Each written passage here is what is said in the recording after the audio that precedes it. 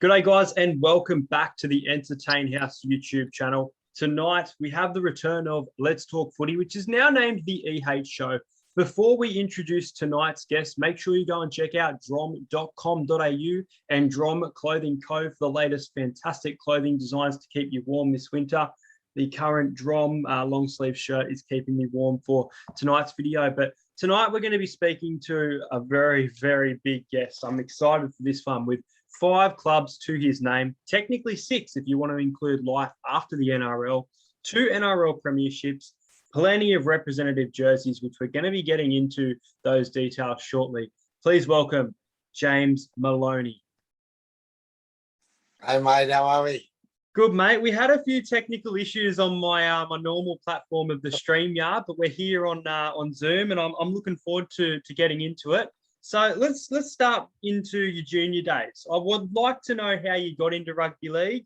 I myself, I've lived on the Central Coast for 20 years now, and you played for the Arimba Magpies, so you know the Central Coast pretty well. Let's go through your junior days.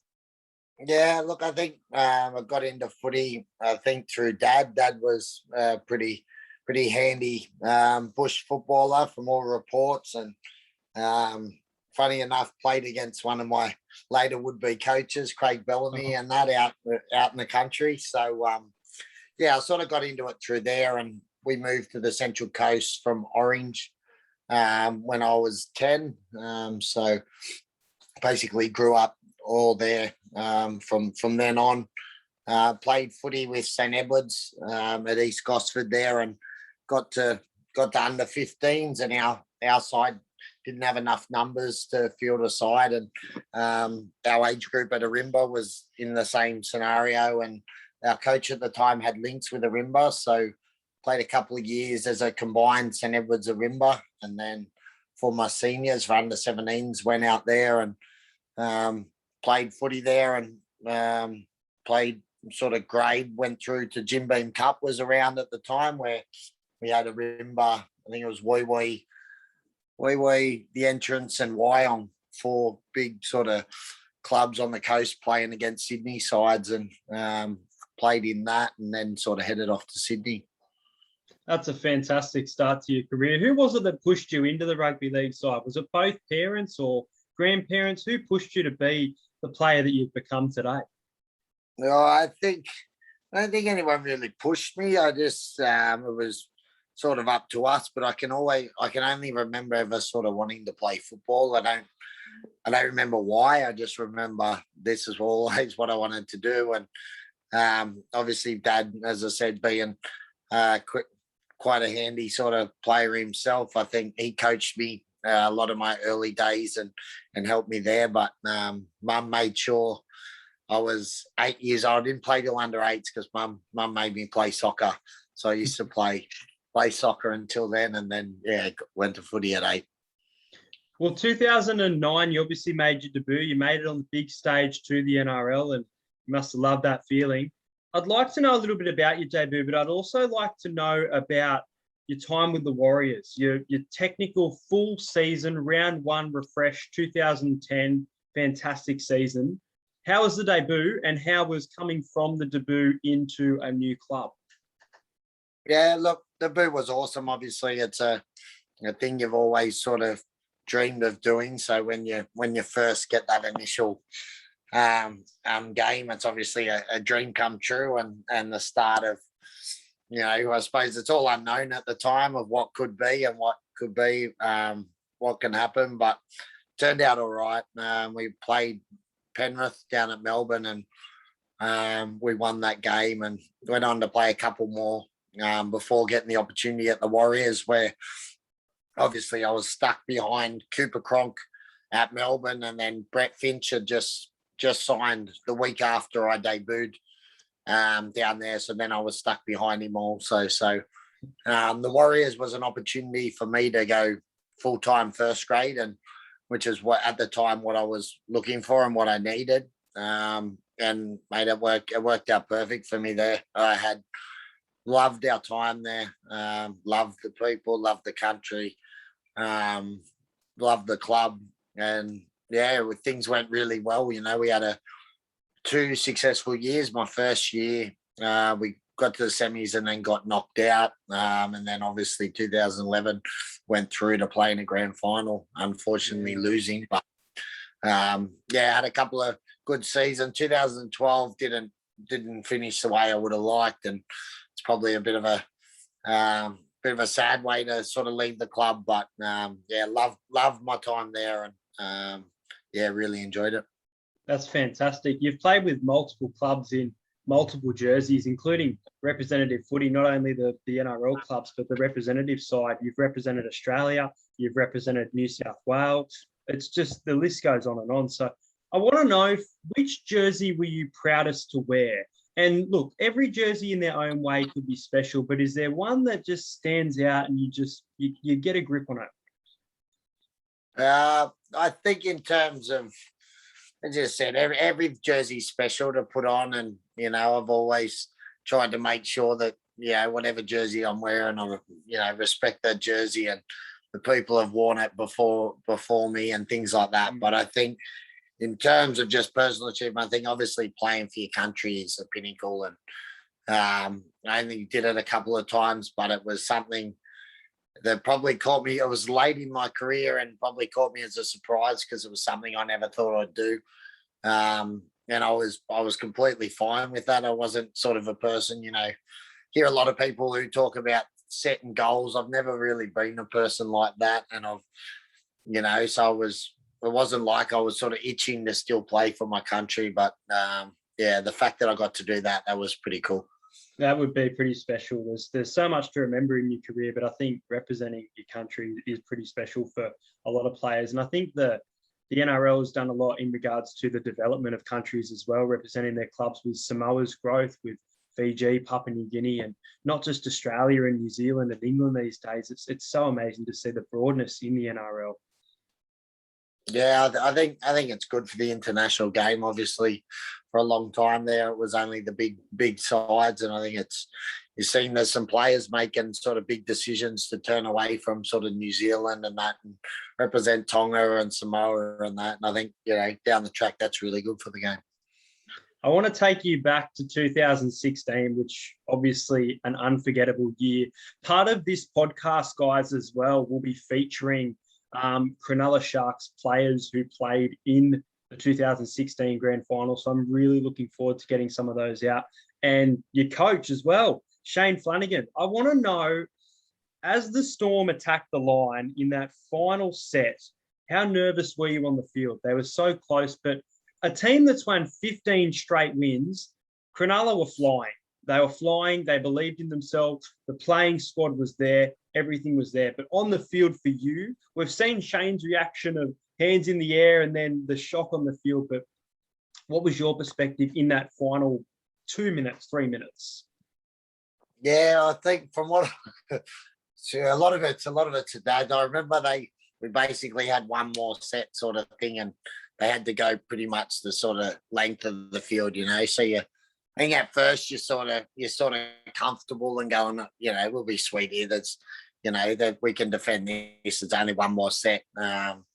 Obviously they're sort of moving the ball around, trying to find things. And I do remember being nervous, because when they moved it out to our edge, and Vernavalu, I think it was, come back under, and I had a really good shot at him and missed him.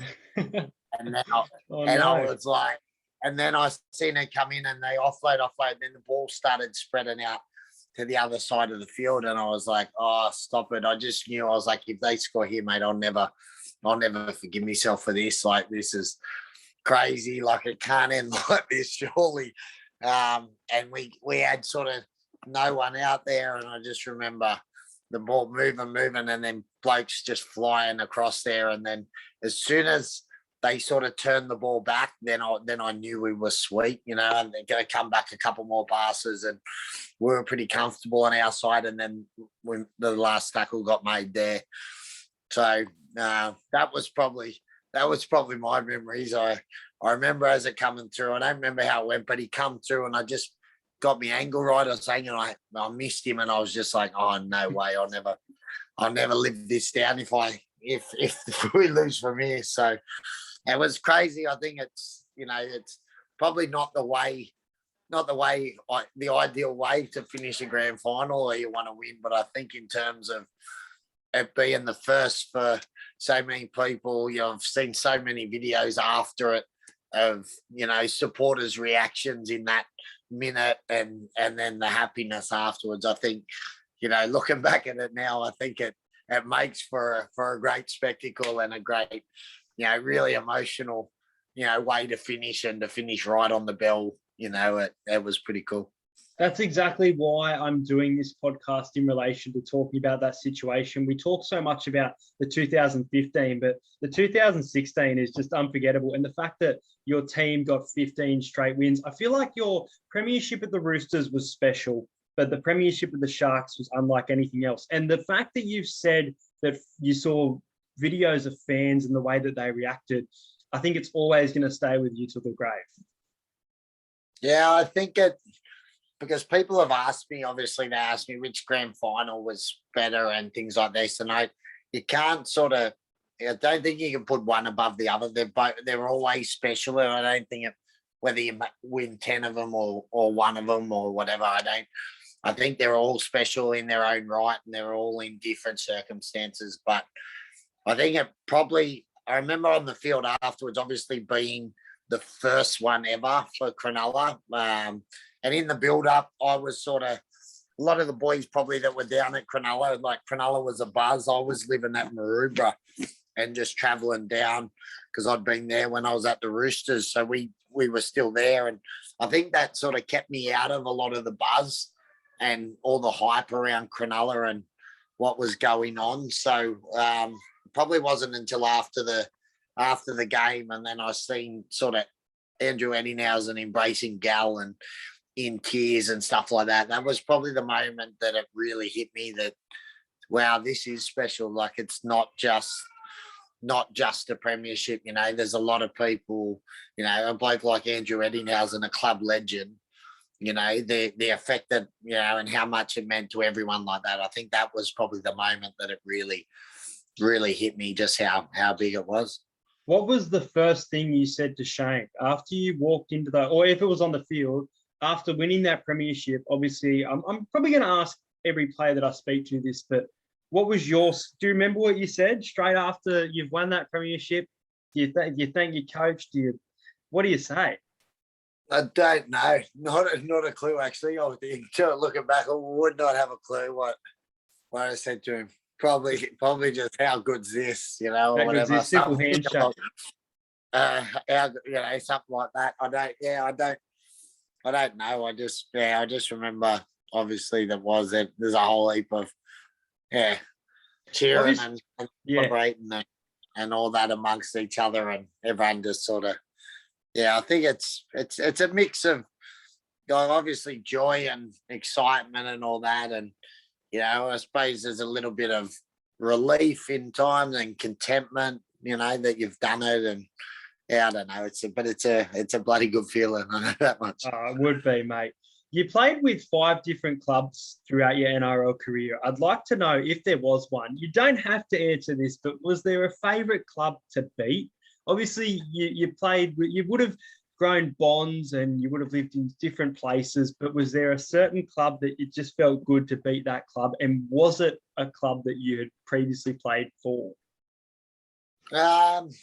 Always enjoyed playing against, like when I'd left the club, I always enjoyed playing my old team. Not in like a spiteful way or anything, because I always still had friends, and I left all the places I left on good terms and stuff like that. But it was just a bit of, you've still got mates there, and it was bragging rights and things like that. So that was more just between you and mates and stuff. But I had different ones. I don't know if there was teams that I used.